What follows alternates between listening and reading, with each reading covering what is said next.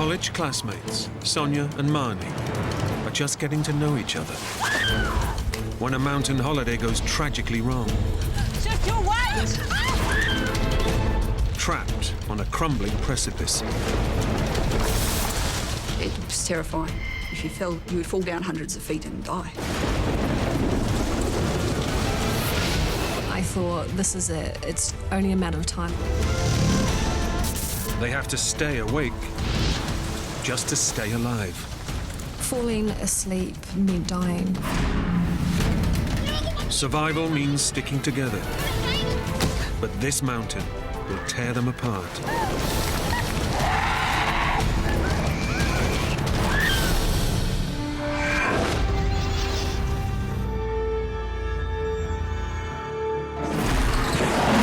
Oh my God!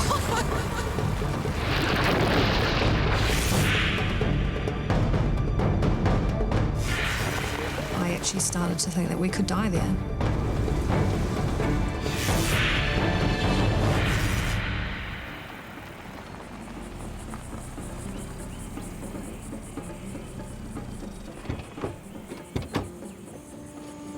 Here you go, sons.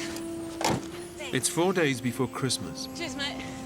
and postgraduate physics students Sonja Rendell and Marni Shepherd have left their books behind for a 3-day hike in the Southern Alps of New Zealand. It looks so cute. They don't look real. They're gonna feel pretty real once we're up there. 25-year-old city girl Sonja has just split with her boyfriend and is taking time out to clear her head.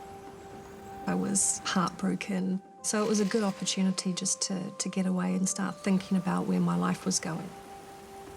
Sonja had a bit of a split up just beforehand. So this hike was something I hoped that Sonja would enjoy. At 36, Marni's already a veteran mountaineer. This trip was her idea. I've always loved the mountains. It brings a lot of happiness for me anyway to feel like I'm part of nature.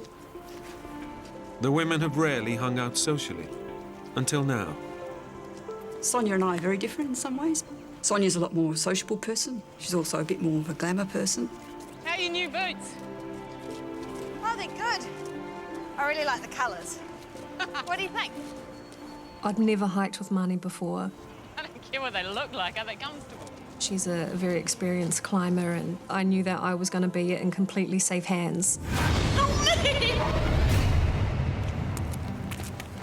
It's going to be a challenging hike. They face 3 long days of walking and rock scrambling. They'll overnight in hiking shelters along the way.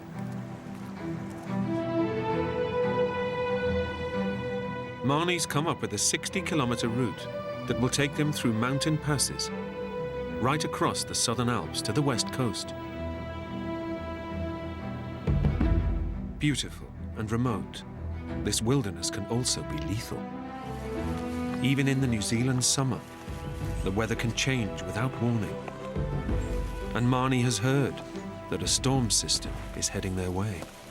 Even though the forecast was bad, it was still supposed to be a day or so away. We were hoping to complete the trip before the weather turned bad. Sonja's on a steep learning curve. This is her toughest hike yet, so she'll be looking to Marni to take the lead. What if I slip? Don't slip. Marni is a very tough lady, incredibly headstrong, but I really like that in her. I'd never hiked with Marni before. I was very well aware that she's a very experienced climber.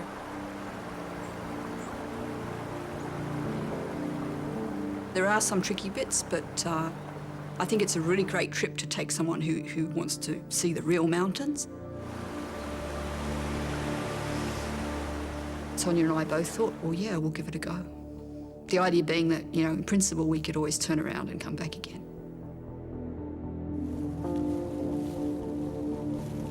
The hike starts out well, and the weather is holding.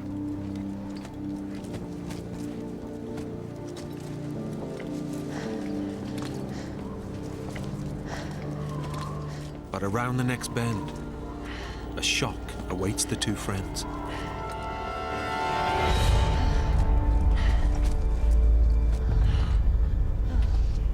wasn't expecting that. Deep in the shadow of the canyon pass, a gigantic wall of winter snow has survived right into the height of summer. It was quite beautiful. It was just this massive, smooth stretch of ice that covered the base of the mountain. But alpine expert Marni instantly recognizes the ice is a big problem. We're talking 4 or 5 stories high, not something you can just throw yourself up and hope to get over. It was firm snow, very steep, you would need crampons. We won't even get 6 feet up there. Neither of the women wants to turn back, but the only alternative is to climb around the wall of ice blocking their path. But there's a bit of a path up there. It looked like there was a way of climbing up over the bluffs by the snow and hopefully sidle around the ice. It was still very steep and definitely a climbing route, but I do have a lot of experience on this kind of terrain, and I knew Sonja was, natural in the mountains. She hadn't done climbing, serious mountaineering, but I wasn't thinking it would be like that. I reckon we can do it.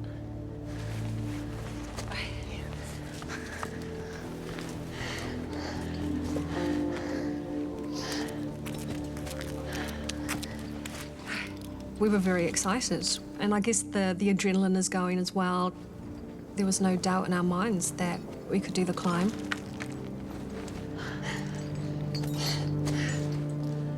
The women reach a ridge that should take them around the ice.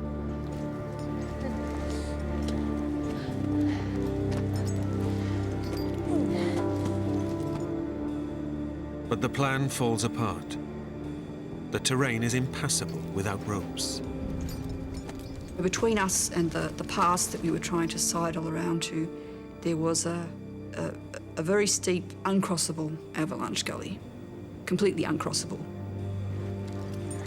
Unwilling to abandon the trip, Marni decides that they can climb up to another ridge. I was hoping if we climbed a little higher, we could get through. We can't get across here, but if we nip up there, I reckon we can make it. I was a little bit surprised. It looked like it would just be a long, long climb. What, that ridge way up there? But I completely trusted Marni's judgment. Okay. She basically just said, follow my route, so it was always her that went first. Now you just want to watch out for the loose screed. You don't want to scuff your new boots.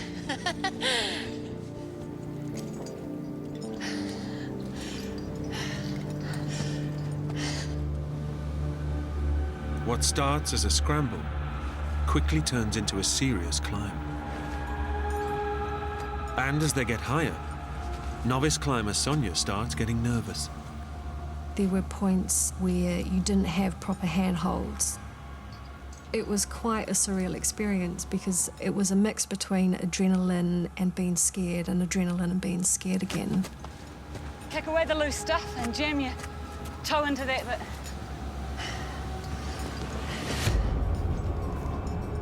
To find a way around the ice, the women have to climb higher and higher. Marni has underestimated the severity of the ascent and overestimated her friend's climbing ability. Marni, this is just crazy. Sonja was beginning to get scared of the train, and with very good reason.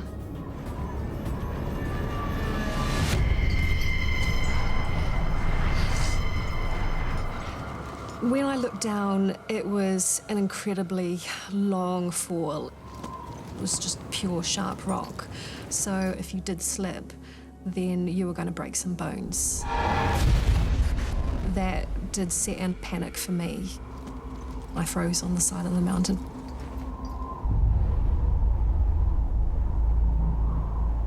It was a very big mistake on my part taking Sonja into that terrain.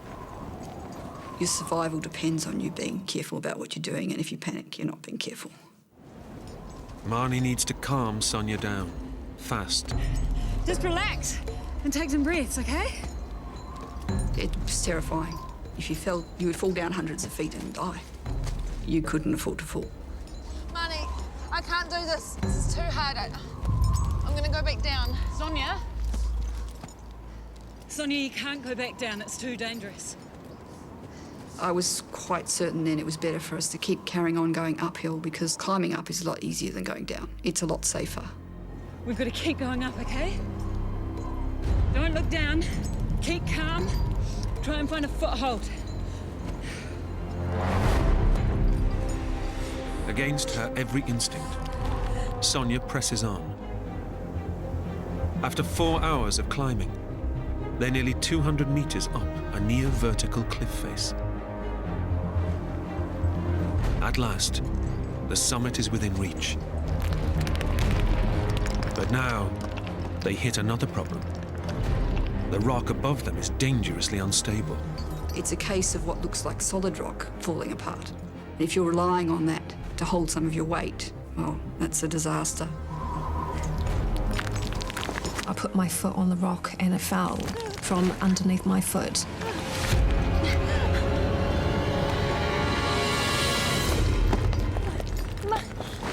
Marni, it's just crumbling. I couldn't hold on to the rock much longer. It was very scary. What do I do? Shift your weight!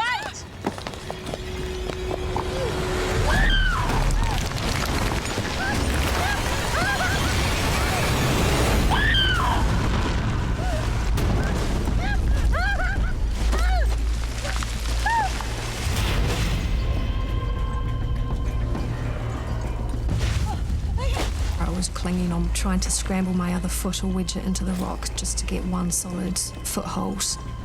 I knew if I were to fall further, it would be disastrous. Help me! Sonia, look at me. I want you to Experienced climber Marni has managed to scramble down. Okay. Now she has to calm Sonia and guide her back to safety. Now get that leg and swing it round. I've got you, Sonia. I've got you. Ready? Yep. Go. Ah, the wall. Yes. I can't do this anymore. I can't go on any further. Sonia's safe, but the shock of the fall has drained her strength and her confidence. We've got to keep moving. I really needed to stop because mentally and physically I couldn't last much longer.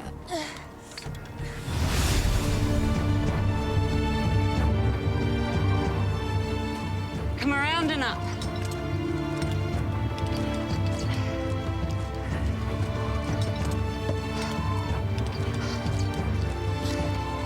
Put your hands where I put mine. Pushing on, the women face a dilemma.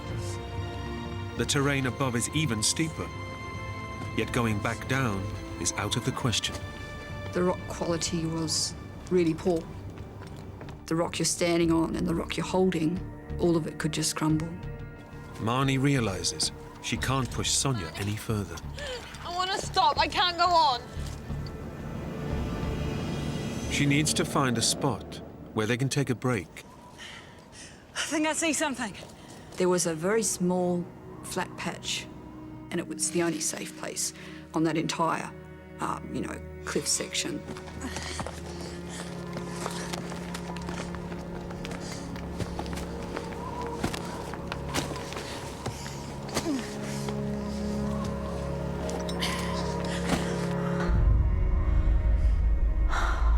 It was an absolute relief. I could just sit down and take a deep breath and get my composure.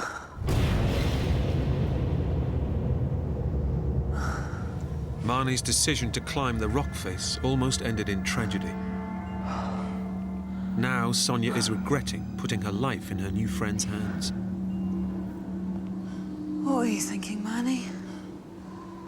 I knew that I had climbed parts of that mountain which was just mad. Oh, I'm sorry. It's my fault. I was feeling bad that I'd got Sonia into this position, but also totally focused on getting out of it. We wait 5 minutes and then we push up to the top. Marni knows that the top of the ridge isn't far above them. But Sonja just can't face another grueling climb. Emotionally, I was exhausted.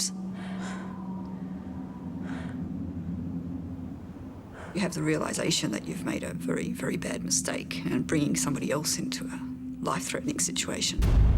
We were on a very steep face, completely rocky, and, you know, quite exposed. Marni knows this tiny ledge is no place to linger. They need to complete the climb before dark, and there are only a couple of hours of daylight left. But first, she needs to convince Sonja that they can make it safely to the ridge. There's a couple of really good handholds up there. No props. You right, Sonja? But now she's safe. Sonja's not interested in moving. You start here, move across. I can't go any further. I've had enough. I was trying to reassure her that it wasn't far, but we both knew it was still going to be pretty tough, so I don't think morale was great. We've got 2 more hours of daylight, and we can make it to the top.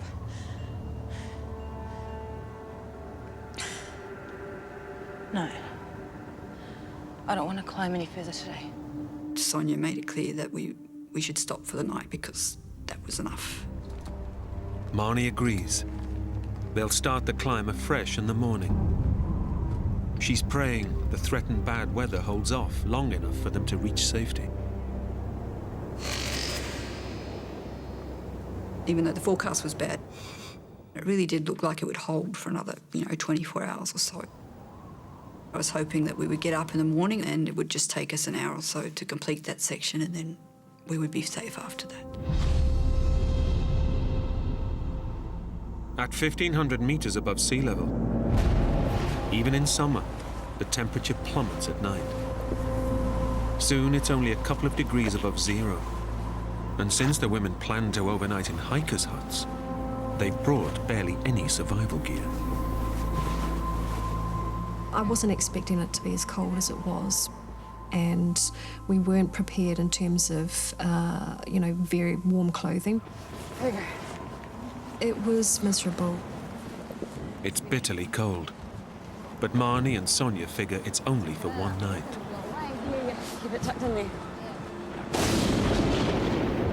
Then, dark clouds start to roll in.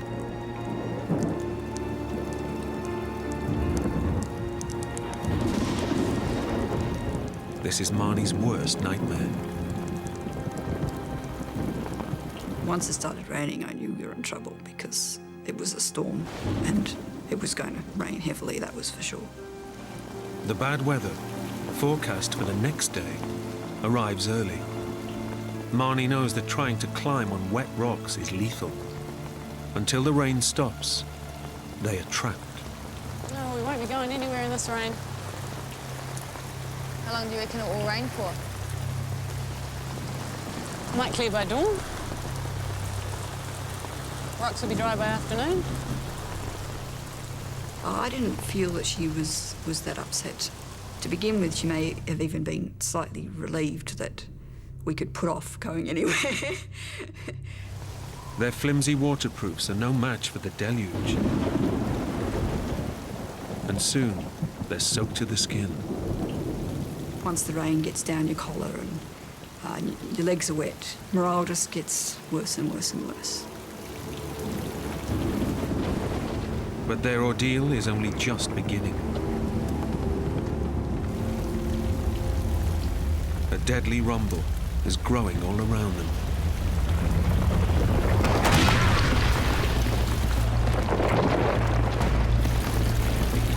What was that? Loosened by the torrential rain, massive boulders start to crash down, smashing all around Sonja and Marni. Oh my God! You could hear the rocks falling on the mountain. I thought, this is it. It's only a matter of time. They're gonna hit us! There was really a constant stream of rocks rolling down either side of us. Some of them only a few meters away from us. It was very scary. We just knew there was absolutely nothing we could do. All the women can do is pray that none of the rocks will smash into them. I just couldn't believe that we'd ended up in a situation like this. After what seems like an eternity, the rockfall eases. When they stopped, we were just absolutely relieved. But we just didn't sleep that night. We were so concerned about, what we were going to do in terms of the climb the next day.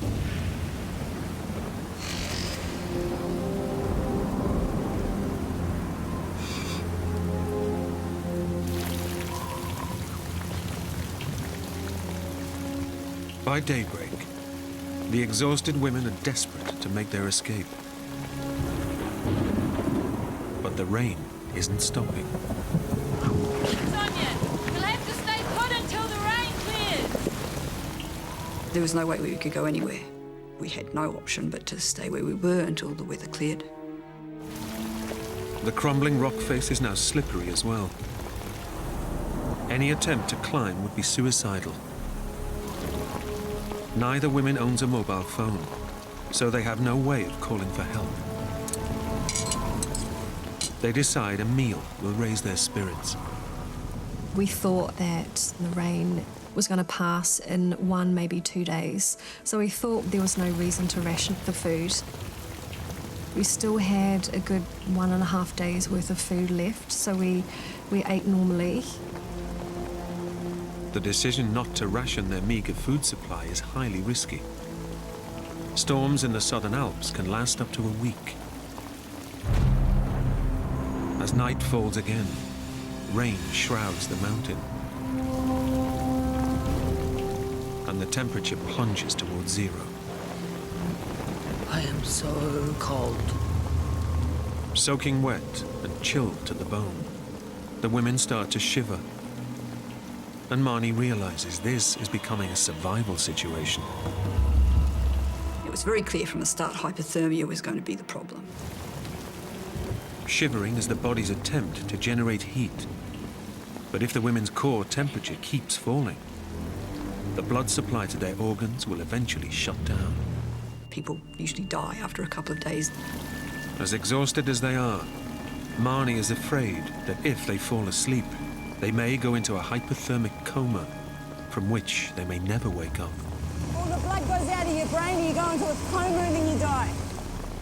Marni told me that hypothermia was going to be a huge risk. The reality dawned that we're at the mercy of Mother Nature.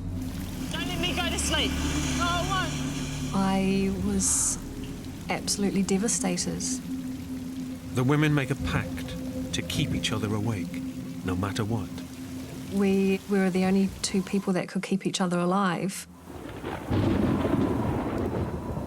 But they haven't slept for nearly 48 hours. And their body clocks are starting to rebel. Son, I made an effort to just constantly talk and be annoying to keep us both awake. son, no napping. Yeah. I promised you luxury accommodation, eh? But, I for myself, I was very conscious that I wanted to get Sonja out of this situation. I'd got her into it and I was determined.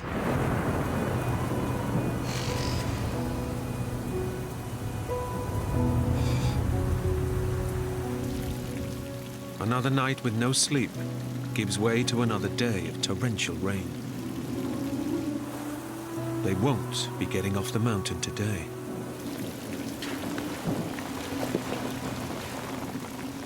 We're sitting on sharp rocks. You're actually in physical pain from being scrunched up. So you want to move. They've now spent 48 hours in a series of contorted positions, crushing their legs and causing a dangerous build-up of fluid. Okay, let's get these boots off. Our feet were swelling up and there was a real risk that tight boots would cut the circulation off in our feet.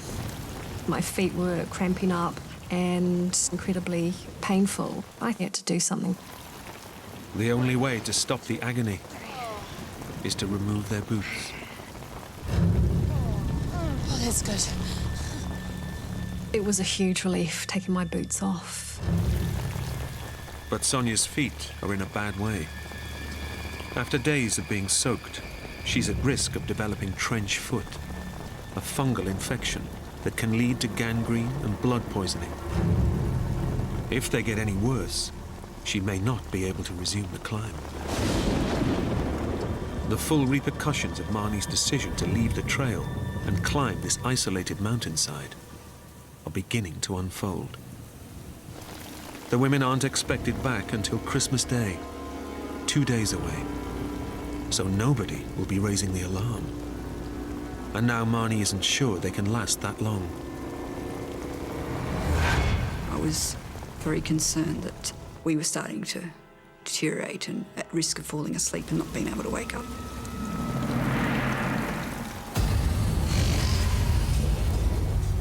As Christmas Eve dawns, Sonja and Marni have been awake for over 100 hours.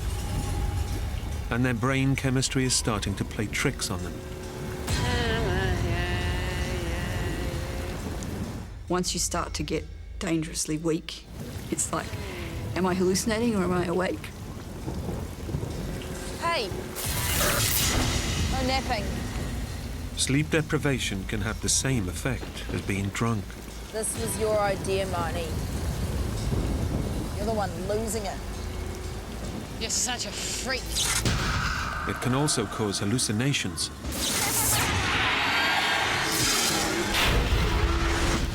And uncontrollable rages.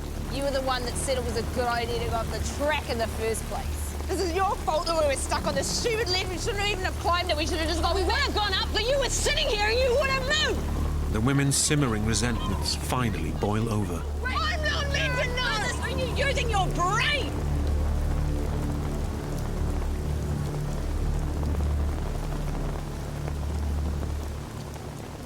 I was thinking what I'd done in my life to deserve punishment like this. I just wanted to go home. Run asleep. I was really worried that she was going to take a nap. If Sonja falls asleep, Marni fears she will never wake up. We couldn't let ourselves go to sleep at all.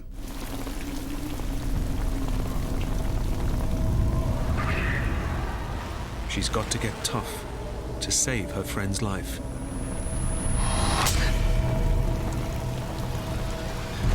The violence sends adrenaline coursing through the women's bodies.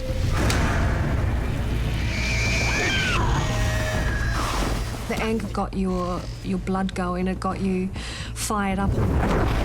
Shocked, they realize this might be the only way to ward off sleep. There was no holds barred on what we did. The strain of staying awake so long has pushed the women to the very edge.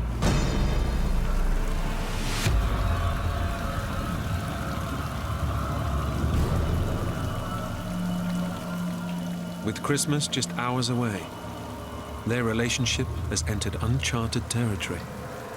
I would describe Marni and I being in this love-hate relationship. You're standing on my foot. Oh, sorry, there's not a lot of room.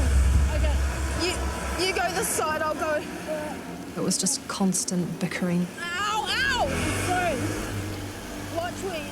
Can you get out of the way? I'm trying to. But at the same time, she was very, very supportive and constantly saying that we would get through it, it's just a matter of time.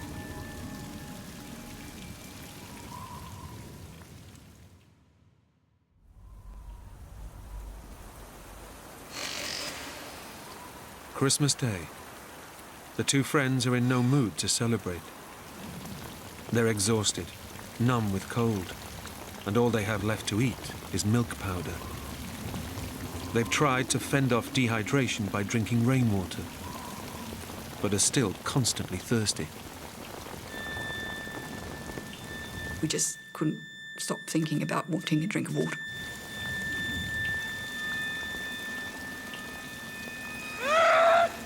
Sonja was quite upset about that.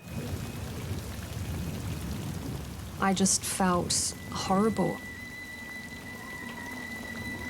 The dehydration basically makes your whole body feel incredibly weak, and you just have this incredible thirst constantly.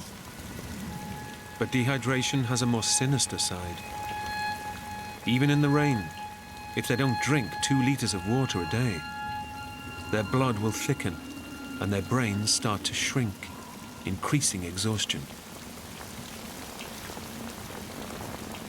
We were getting to be in a bad way. Underneath it all, I was scared.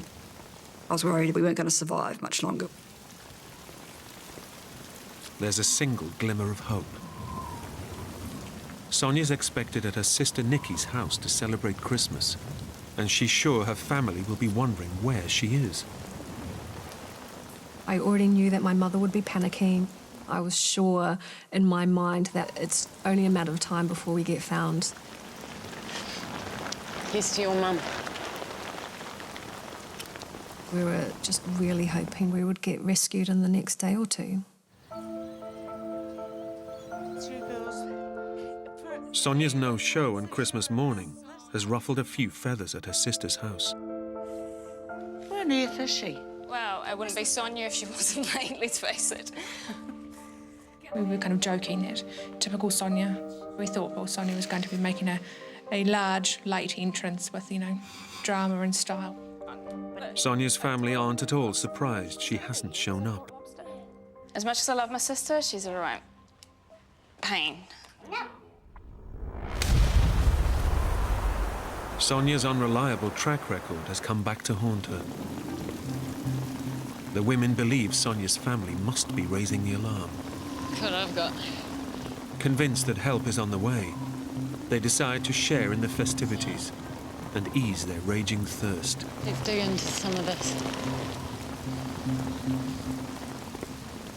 Marni had a bottle of wine that she was taking as a Christmas present. And we thought, what the hell, we know we shouldn't be drinking alcohol with no water, but we were going to have a bottle of wine on Christmas Day. Okay. By late afternoon, Nikki's annoyance at Sonja's absence has given way to concern. I don't know if you can help me. My sister's gone tramping and she hasn't returned. She drives to the National Park's mountain ranger station to raise the alarm. But she's only got a sketchy idea of her sister's route. Sonja told us that she was walking to one hut, and that's all I knew. Eventually, the rangers established that the women never arrived at the hiking hut they were heading for.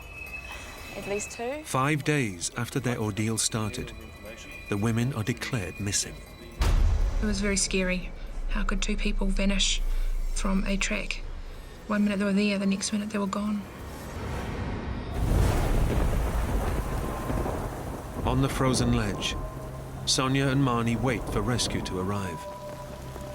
They know that alcohol will only worsen their thirst, but for now, all that matters is the wine's comforting warmth.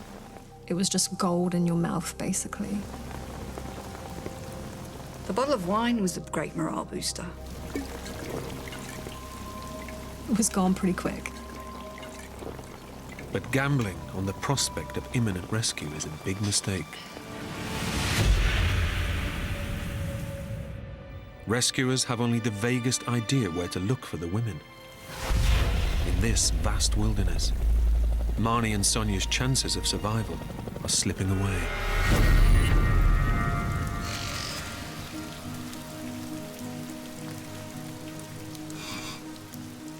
The fact that a whole day had passed and we hadn't been rescued was just heartbreaking.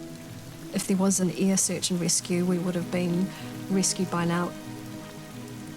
The reality dawned that we were going to be stuck for some time. 16 kilometers away down in the valley, park rangers scramble rescue helicopters and foot patrols to hunt for the women. But with a search area spanning hundreds of kilometers, the chances are 1 in a million.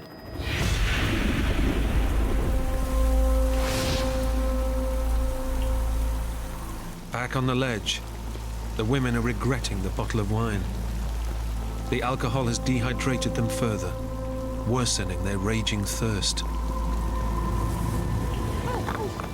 But violent winds make collecting rainwater impossible. Even though there was torrential rain, we couldn't collect any of that water. It was always at an angle that you just couldn't get to it.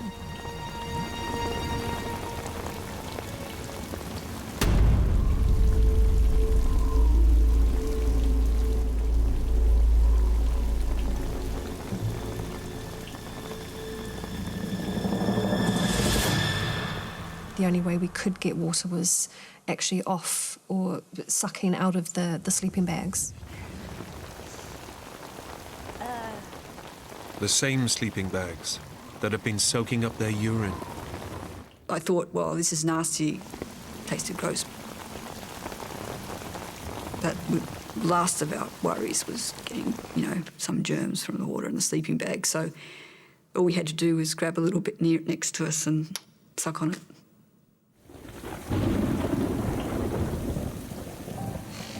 On the ledge, the women remain prisoners for a 7th day. The wet rocks are as slippery as ice, making climbing impossible. It really didn't stop raining at all.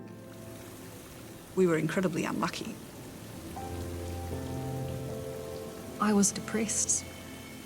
The weather was still incredibly bad. It was getting colder and colder.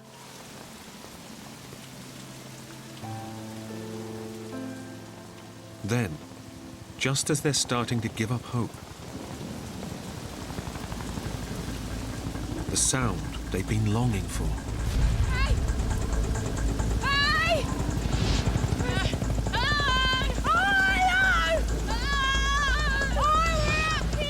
We were absolutely over the moon. We just knew that we were going to be rescued. We're here! Sonja! Son! Son! We're here! Sonja! Hello! We're here! When the helicopters didn't spot us, I was incredibly disappointed. 1,200 meters up in the mountains, the bad weather makes them invisible to the search choppers. The helicopters had no chance of finding us in the bad weather. Their dreams of rescue are shattered.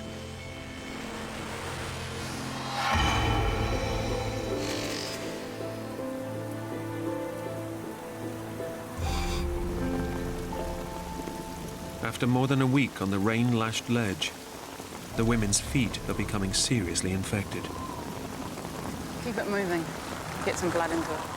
We both had trench foot, which had killed off the nerves in the feet. Our feet were totally numb. Even if the weather clears, climbing on their numb and damaged feet will be next to impossible. It was very scary. I actually started to think that we could die there. Best known route was driving to the head of the valley up to here and then making their way across. Since Sonja's sister Nikki raised the alarm, rangers have spent 4 days scouring the search area, both on foot and from the air. But there's no sign of the women. We could be looking for bodies. The search turns into a body hunt. That's when fear kicks in. How do you live a normal life when your sister is nowhere?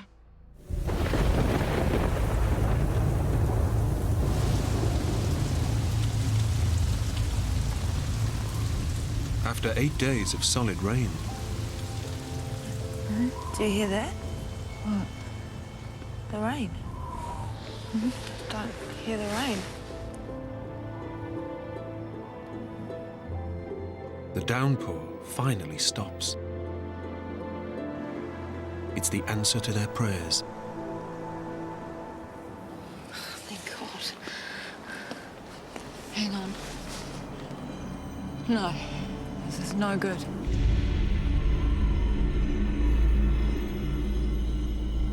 The rain gives way to snow, and their nightmare deepens.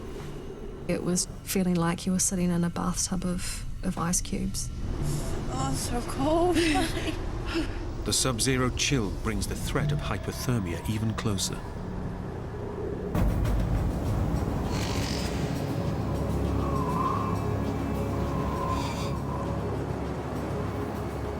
And by dawn, The freezing temperatures have attacked Sonja's exposed and swollen feet.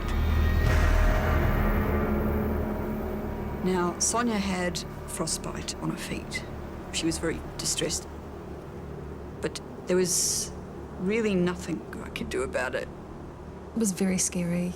It was really your body starting to shut down. That's when I knew that, you know, even one more day or 2 more days, it could be it. Parched with thirst, Sonja can't resist eating the snow, even though she knows it could catastrophically lower her core body temperature.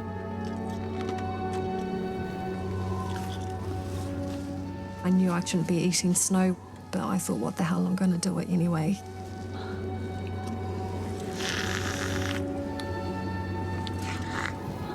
I was desperate and I needed to have it.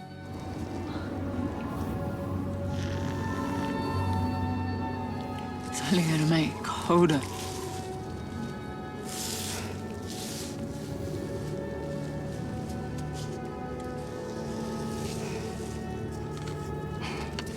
We were beyond desperate at that stage.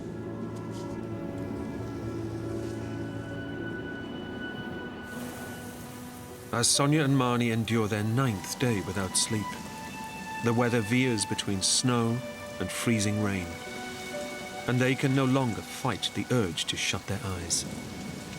I knew that falling asleep meant dying.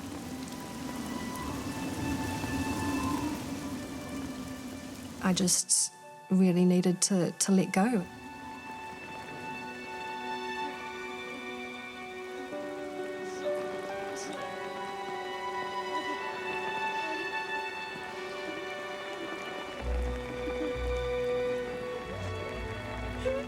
It was very, very heartbreaking.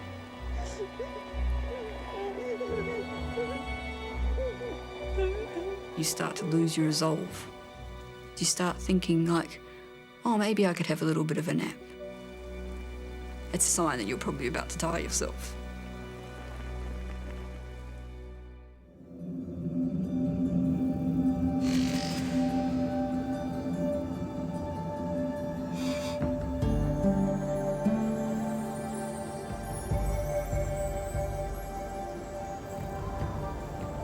It was a shock. We could actually see some blue sky. It was the best thing that we'd ever seen. Realizing that no rescuers are coming, Marni and Sonja decide to take their fate into their own hands. I don't want to wait to get caught here in another storm. I was so incredibly weak and so incredibly tired, but we were determined that we would definitely climb out no matter what. Yeah, let's get out of here. If we died trying to climb out, that was better than dying in that crack. When the rock dries, they'll climb.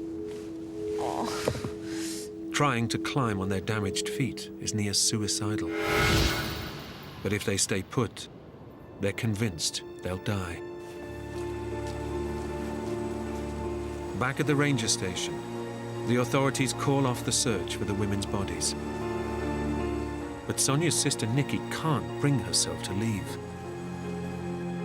Your heart aches, it breaks that your younger sister, your little sister, has gone out and isn't going to return. One of the helicopter pilots takes pity on Nikki.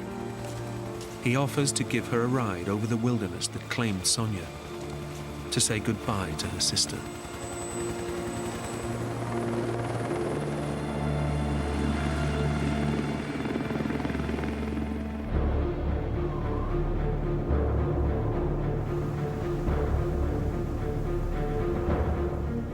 The women prepare to climb.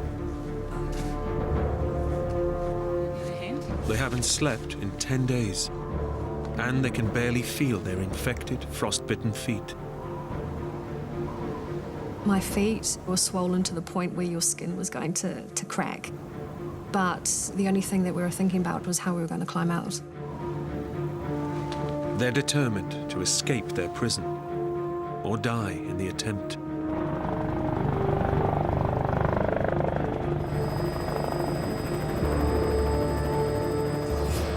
Nikki's been told that Sonja must be dead.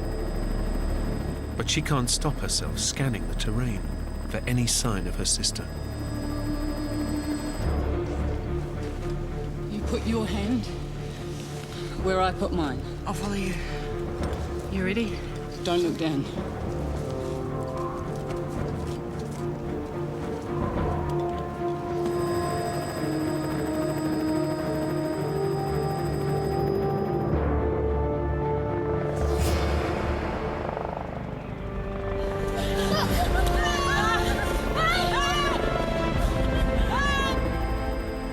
By some miracle, Nikki has stumbled across Sonja and Marni amid hundreds of square kilometres of wilderness. It's my sister!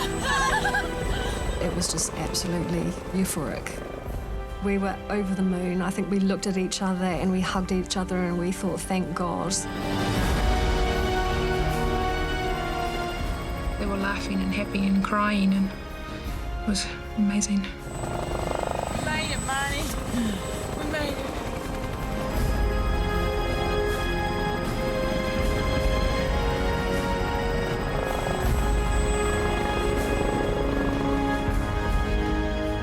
The word relief is an understatement.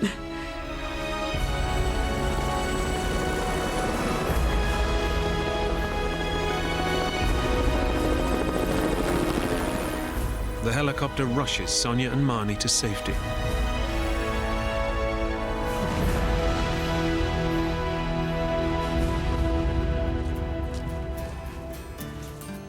The wrecked nerves in the women's feet take 3 painful weeks to grow back.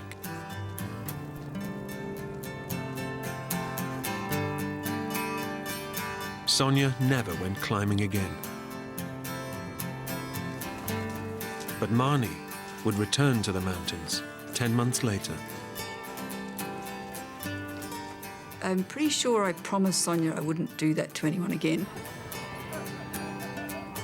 But I still love the mountains. I still love tramping. And I'm definitely more careful now about what I do with people. The two women remain friends. I think I probably wouldn't be here today if it wasn't for Marni. It was definitely her strength that got both of us through it.